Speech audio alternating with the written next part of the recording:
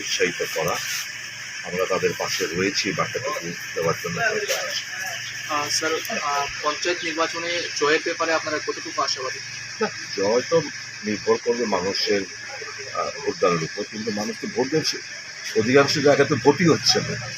৭৫% আসনে তো বিনা প্রতিদ্বন্দ্বিতায় এরা জয়লাভ করেছে। প্রার্থীদের নমিনেশন দিতে দেয়নি, ভয় দেখিয়েছে, মারধর করা হয়েছে, ব্লক ঘেরাও করে রাখা হয়েছে। প্রার্থীরা ইনজিওর, প্রস্তাবকরা ইনজিওর, অনেকে যারা দিয়েছিল তাদেরকে প্রেশার করে অনেকে উইথড্র করে নিয়েছে। একদলীয় শাসন ব্যবস্থা কায়েম করার লক্ষ্য নিয়ে যা করার তারা করার চেষ্টা করছে।